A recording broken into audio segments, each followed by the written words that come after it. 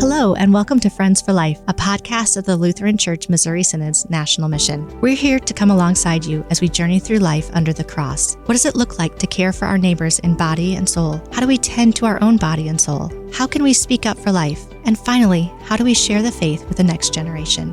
Join us as we have these conversations and learn together. We hope you'll stick around and be our friends for life.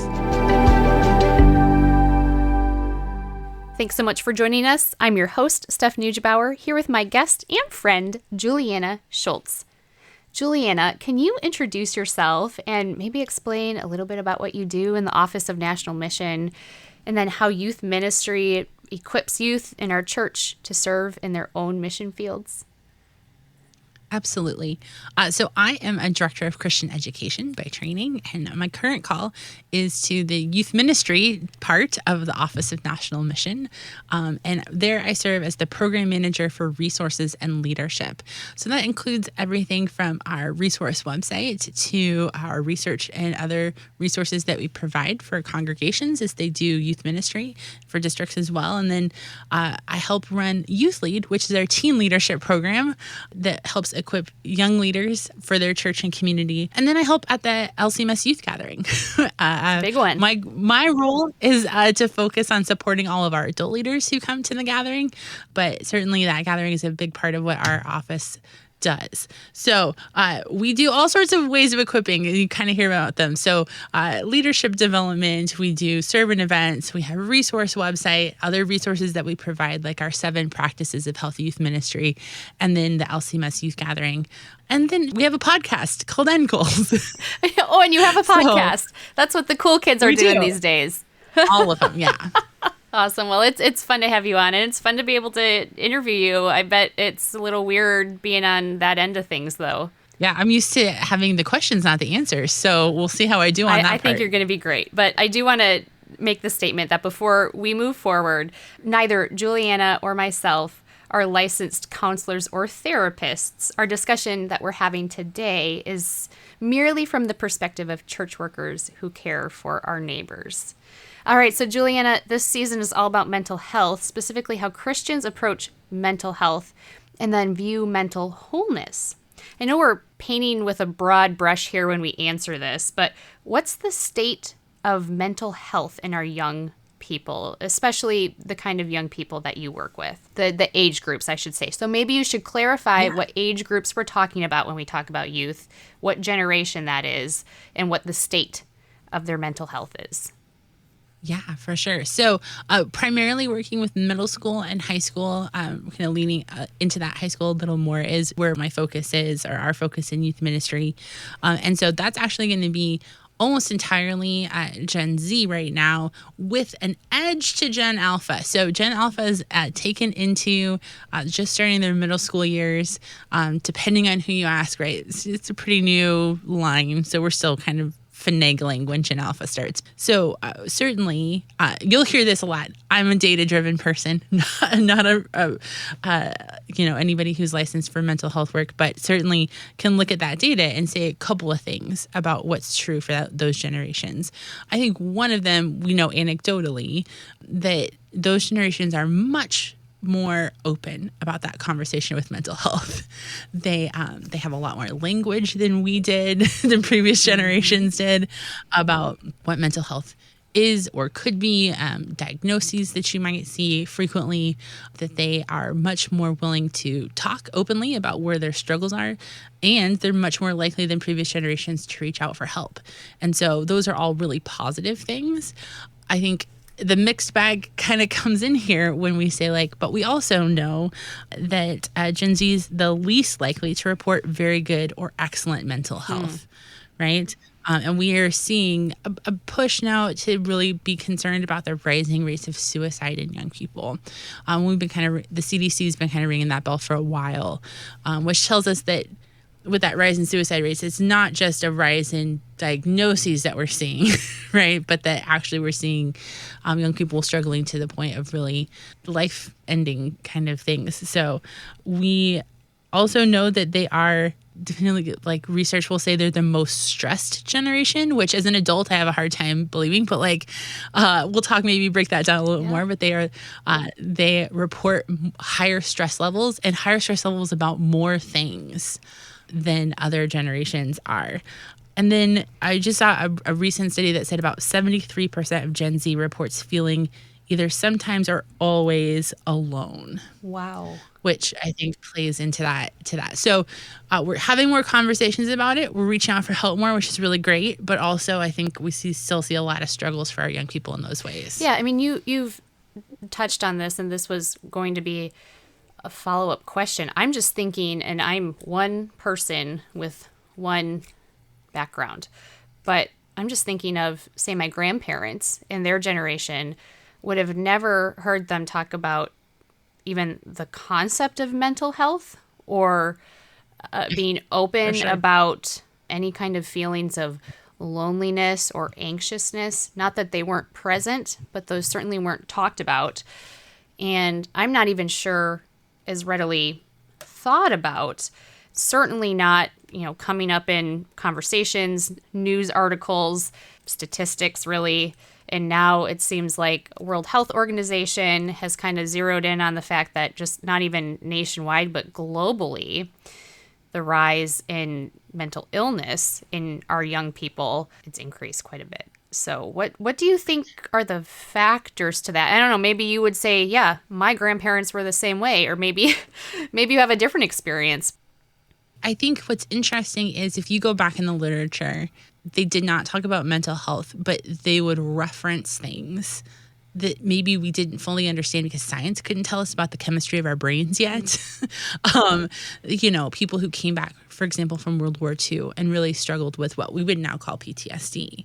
But we didn't have a term for that. You see it. You can see streaks of mental health back then, right? But we didn't really have terms for it. We didn't, that the idea of counseling or going to counseling or what that looks like, or even the science of how we understand how our brains work, was in such an infancy that, no, we didn't really have the language that we have now. Now we can say oh, well, this is a diagnosis, the DSM-5, right? That's a much more common vernacular.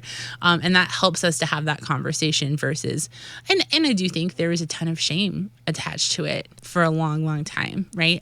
Shame and judgment that when I struggled with mental health, that was indicative of maybe sin. Maybe it was, the church certainly played into that a little bit, or that just culturally, that meant I was doing something wrong, and that was something shameful that I shouldn't talk about, which I think we see that transition now. Now, I will say that's true for a lot of diagnoses like depression and anxiety, but there's still a lot of shame and quiet, because I don't want to talk too much about maybe more extreme mental health diagnoses like schizophrenia. There's a lot more difficult language that we still have to work out on pieces like that.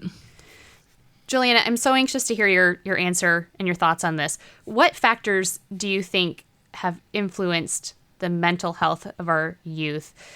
Well, we could say maybe in a positive way, but also negatively. What has driven, you think, the higher suicide rates, the higher levels of loneliness reported?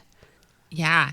I don't think you're going to get away from talking about technology. So maybe we talk about it first, right? I think there is a clear set of data that says with the rise of technology came the rise of some increased mental health struggles.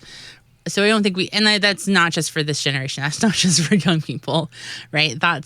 We don't want to just say oh, that's just true for teenagers. I think we all struggle with our mental health a little because we are tied to different kinds of technology. And that's not always good for us, right? So I do think you have to start there, which is, we can see in a lot of the research that says that particularly girls who are heavy users of social media are 3 times more likely to be depressed than non-users, right? For boys, it's twice as likely if they're heavy social media users, right? And we know that most teenagers are heavy social media users. So I think there is a rising concern that we need to be thinking very critically about when we give teenagers technology in their hands is phones, or when we give them screens, how long we give those screens. I love there's research that says up to 10 hours a week, social media has a really positive influence on your connection to people. You're feeling connected to the world and your community and with the people that you love. And then after 10 hours a week, it dips precipitously. So you're like, okay, well, we can see we can see like where it's helpful and where it starts to become a problem, those kinds of things. And so I think that's an easy thing to blame, but I don't think it's the whole story either, right? So social media certainly plays a role in it, but technology has changed things like sleep. Yeah. Right? If I don't have my phone away, I'm not getting a full night's sleep. If I don't have a full night's sleep, that impacts my mental health. So sometimes we correlate things that aren't necessarily exactly together, right? So yeah, it's probably not good that you're scrolling Instagram at 2 a.m, not just because Instagram's maybe problematic, but because you're not sleeping, 14-year-old, right? So, well, your body's trying to develop. So things like that come alongside of that. Online bullying.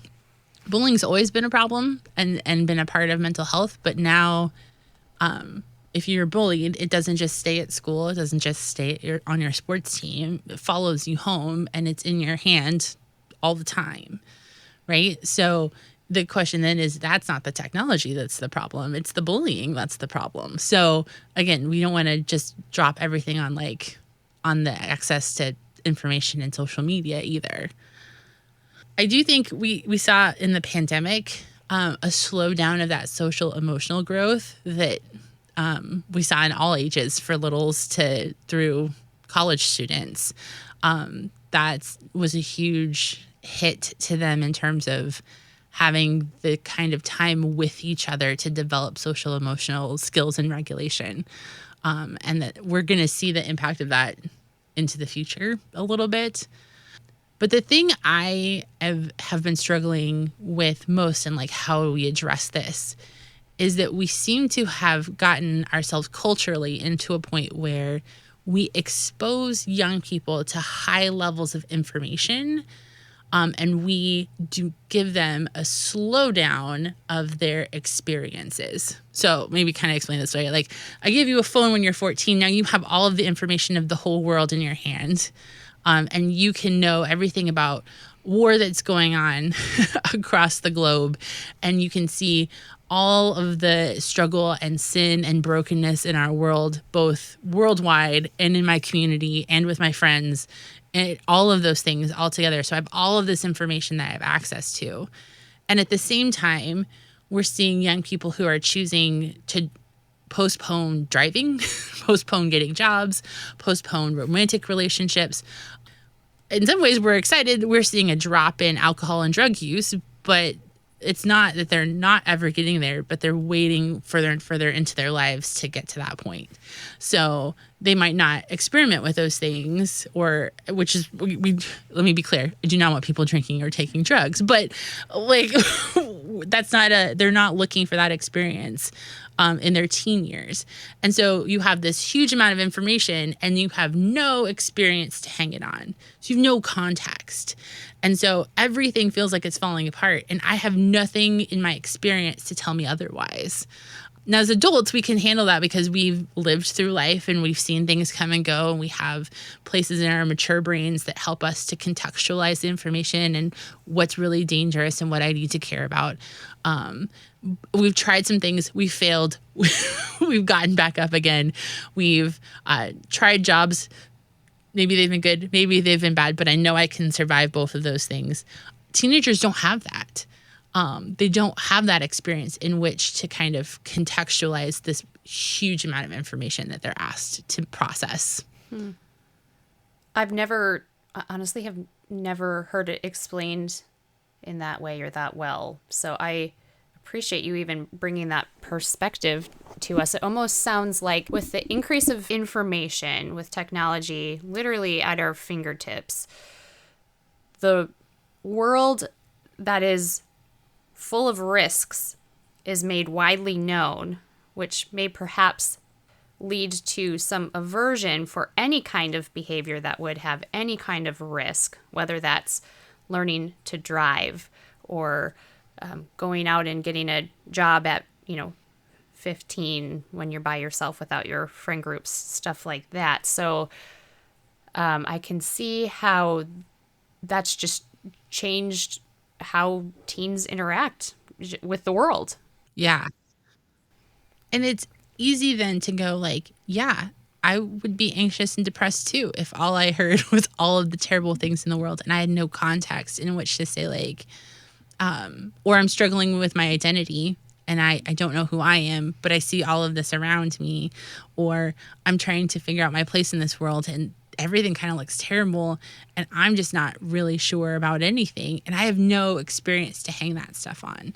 So when we say like they're a stressed generation, when we look at the things that they're stressed about, it's everything. That's why they're the highest levels of stress, is because there's nothing that they're not stressed about. They're stressed about gun violence and world violence and politics and and I'm like, well, yeah, no wonder you're anxious, right? I get that information, and as an adult, I know that there's things that I care about, there's things that I can do, but also I know what I have control over and what I don't have control over. I have an ability to kind of process that information well and come out with what I need to be doing actively. They don't. They just get that information and just kind of sits there for them. So I think part of that is having adults and parents around them to say like, okay, well, let's talk about those things. Let me externally process that for you so that you understand what we can do and what we can't do and what we pray about and what we go to scripture about. How do we take our faith and how does that help us understand sin and this brokenness in this world, and what is our responsibility as baptized children of God to be out there. And like, as we do those things, I think helps them gain skills that help them keep healthy mental wholeness rather than drop into that struggle. I was just going to say, really, the burden lies on the adults to help these, incoming generations of young folks to be able to handle this new amount of information in a responsible way, to pause, to reflect, to consider, to work through. And so how can adults help youth through this growing up?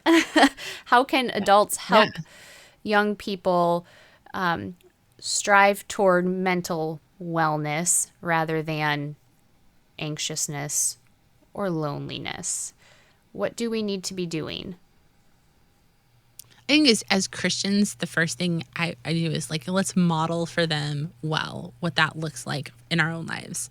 That we're consistently in worship, that we're consistently in scripture, that we pray, that they see us doing that and us talking about that as a way that we help our spiritual lives, but also our mental health as well, right? That we are modeling that for them. So they're like, these are good things for us because God gave them to us, because they help us to understand, contextualize, process difficult things. Right? I know I have a God who's bigger than all of the brokenness in this world. I know I am a chosen and loved child of God through my baptism. Those things help me navigate through all of that information, right? Because those things are always going to be true. So being able to model that for them, I think I call it maybe loaning our experiences to them. And you got to be careful. Like, I don't want to loan all my experiences to them, right? Like, there's some stuff they don't need to know about. But as much as I can say, like, I want to validate that feeling that you're having right now, but also I want to tell you that this is my experience, is that feeling doesn't last forever. So, like, how do we help you? Think about this, process this, get to the other side of this, because there is another side of this. You think about, everybody can think back and think of their first heartbreak. And you did that first heartbreak, whether you lost a really good friend or it was a romantic relationship, and you were like, the world is over. It's all over, and nothing will ever be okay again, right? And then you got to the other side of that, and you were like, oh, okay. that is a thing that I can overcome. The second time it happened, it did not feel quite as much like the world was ending, right? And the next time, and the next time. So be able to loan that to say like, okay, yes, it does feel that way. Feel all the feelings that you need to feel, but also let me loan you that experience to say like, there's another side to this. It's gonna be okay. So how do we get you there, right? Like, what does that look like? So being able to have adults who are able to kind of, teenagers don't have a fully developed frontal lobe yet. So we're just letting them borrow ours for a minute to say like, okay, this will be okay. Stick with me. And look, I don't want to invalidate how you feel about that because you're feeling that it's always going to feel that bad, maybe, right? It's maybe not always going to feel that bad. Your first time you get heartbroken is always going to feel bad, right? But like, there's a future to that. So I think adults can help give that information if we're really strategic about it, that helps them to, again, learn to process and do that in a healthy way. So what about, this is especially helpful for parents, what you just offered, but what about other adults in their lives? What's the role of other adults in teens' lives as opposed to simply their parents helping them through? Like, is there a positive to be had with other adults coming in and being in that young person's life? And then how is that support magnified when it's within a church context, when it's someone from your church, whether it's a youth leader or a pastor or just another adult who shows interest and care for you? We can see huge benefits in the health of young people who have adults around them who are not a part of their family, but who care for them well, right? And so when we talk about 7 practices of healthy youth ministry, we'll use that language. We talk about having supportive adults. And one of the things we say is that every young person should have 5 Christian adults around them who care for them. 5 is not a perfect number, but it's the best number we have, right? It's Fuller Youth Institute used it for sticky faith. They found that in their research, and we saw similar numbers kind of in our research as well. So that's kind of the number we go with. And so we're looking to have 5 supportive adults, and these are people who are genuinely interested in that young person. They're investing time in getting to know them, investing time in being hospitable and warm to them. So making sure they have time for them, that they get to know them a little bit, know what's happening in their lives, and that they're building that mutual back and forth respect and honesty that allows a young person, when they struggle, to say like, okay, that's a person I can talk to. I have a question. I can ask that question to my pastor. I can ask that question to my youth leader. I can ask that question to Jane, the grandma who sits next to us at church every Sunday, because she knows me and I trust her, and she's a caring individual that I know. If I ask her, it's a safe person that I can do. I love that when we did our retention study, we saw that young people who had at least one person in their church that was a safe person to talk to had a much better level of retention in the church overall than those that didn't, right? So it's healthy for mental health. It's healthy for the church. Everybody gets to be a part of that. And it doesn't take a lot, right? It's making sure you know somebody's name, using it, asking them questions, finding teenagers are not scary. I promise. Adults can go in and be like, hey, tell me about you. Like, what are you passionate about? What are you interested in?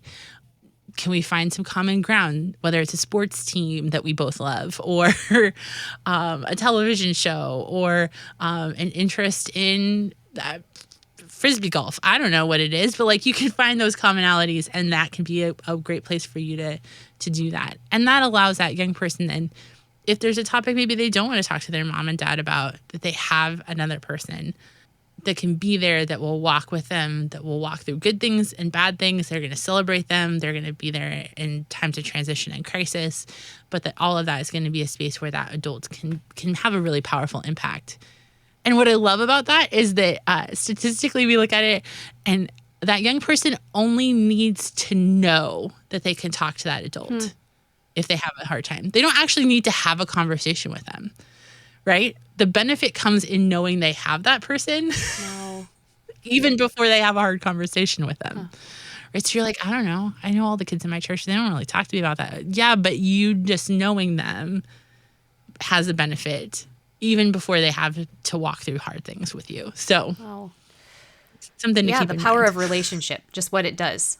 Yeah, which is not, we know that, right? We've heard that before. Yeah, well, this sounds a little deja vu because you and I did a recording with Mark Kiesling about this very thing, that how can adults rally around youth, support them, and identify them as future leaders in the church. So if you want to go listen to that, go back in the indexes of Friends for Life and find that episode. But this is some really good stuff. I want to know how the church specifically can equip parents, other adults, and even youth. What can the church do?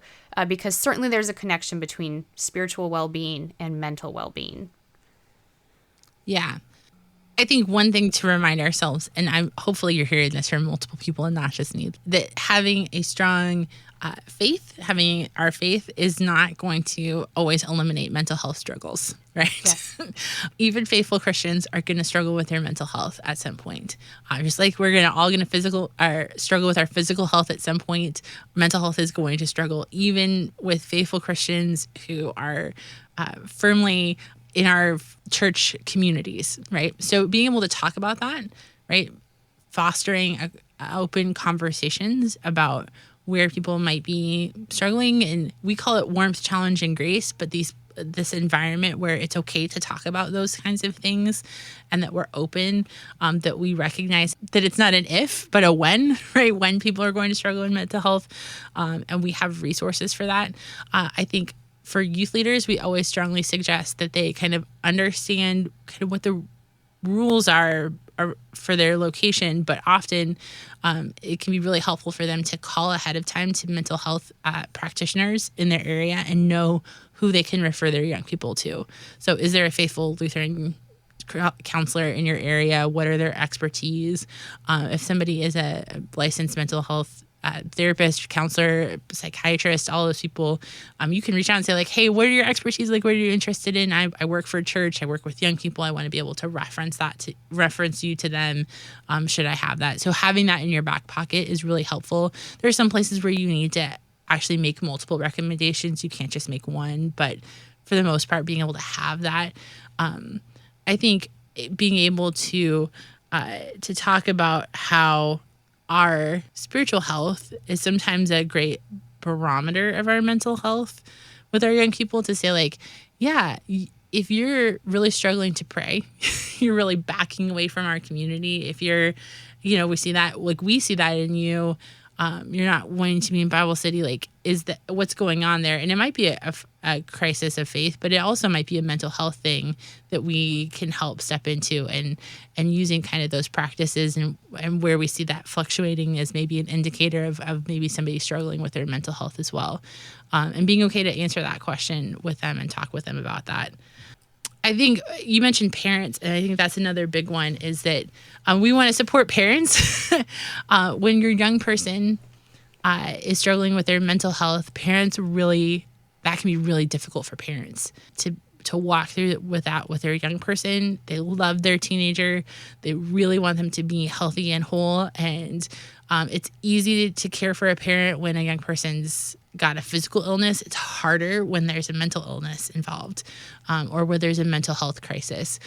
So being able to walk with that parent through the guilt that they might feel around that, or even the shame they might feel around that, and being able to say like, yeah, we're here for you. We want to support you. How can we walk with you and your family?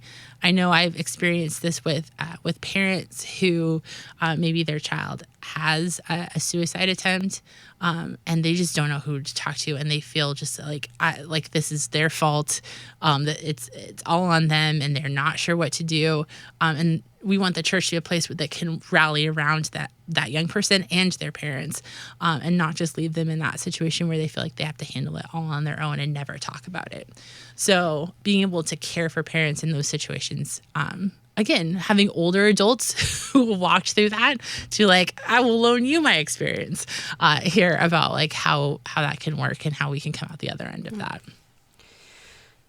What are some of your top tips, Julianna, for youth specifically when it comes to caring for their own mental health? I think for teenagers to be able to find the people around them that they can talk to know that they have the people around them. And we've talked about that a lot.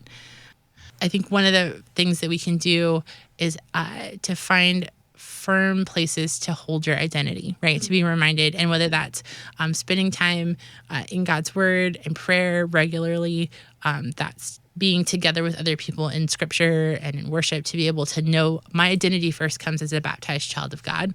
Find a way to remind yourself. It's on a Post-it, it's on the lock screen of your phone, whatever you need to be able to hold on to that, because there's so many other messaging that you're going to get, and holding on to that messaging can really help deflect a lot of that other messaging, that I am a baptized child of God. That's my first and foremost identity.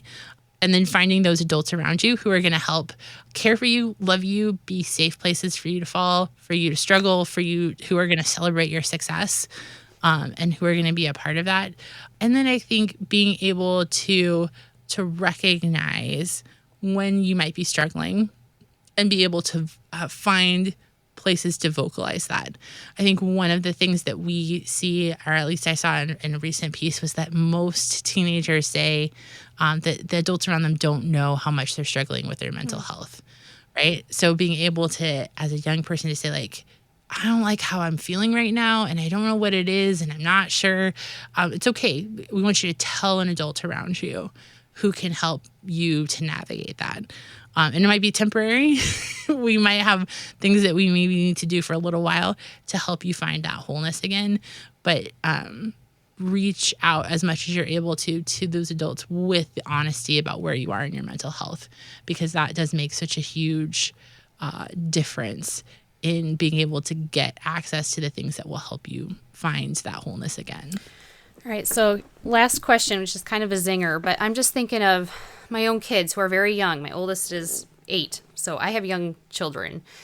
We're not into these years of, I'm assuming I have Gen Alphas. That's probably the generation they are going to be in. So I guess yet to be known what's going to go on with them. But my question is thinking about, especially my oldest, who's very much a feeler and thinker, who has strong emotions, who's very in tune to emotions already.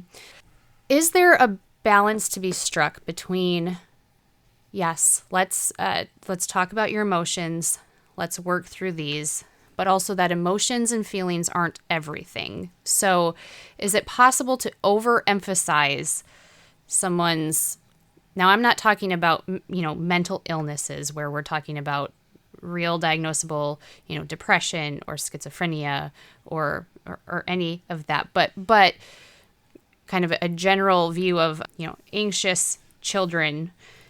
Is it possible to overemphasize emotions to the detriment of their resilience, to the detriment of their ability to persevere through them? Does that make sense? Yeah, it does, right?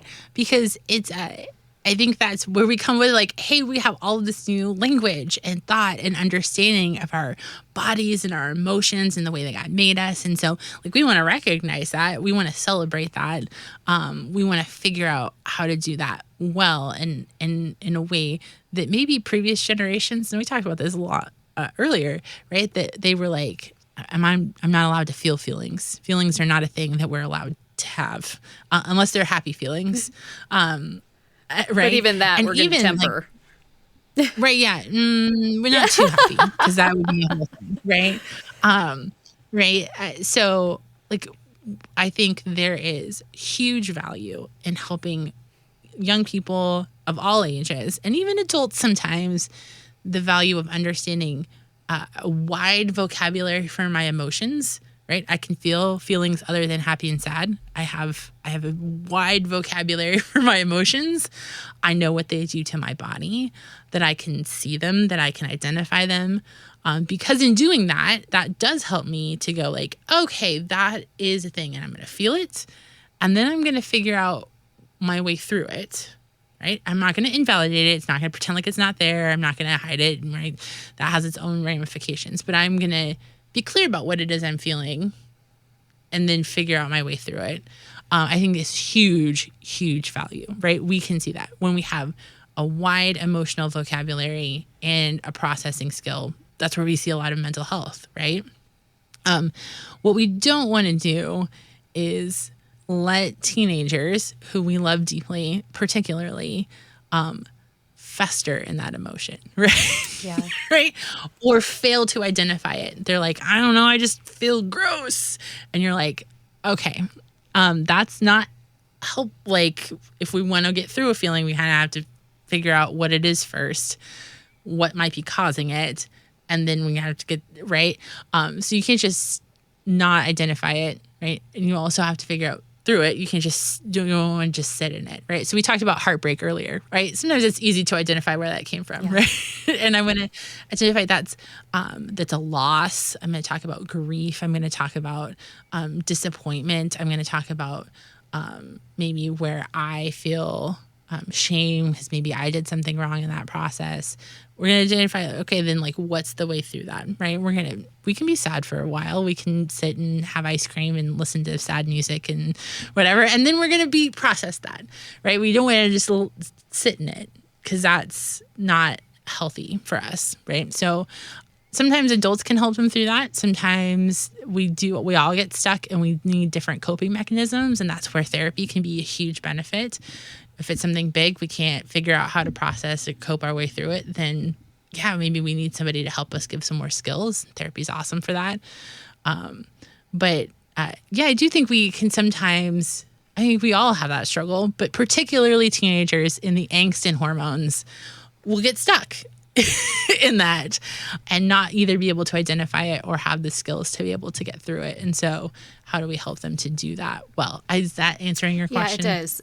It calls to mind in 2 Corinthians when St. Paul writes that we take every thought captive and make it obedient to Christ. And that includes our emotions. So yes, we can feel, we can experience. This can even be our reality and not something we're making up. And yet it's all under the authority of God. And so he has the power to help us through.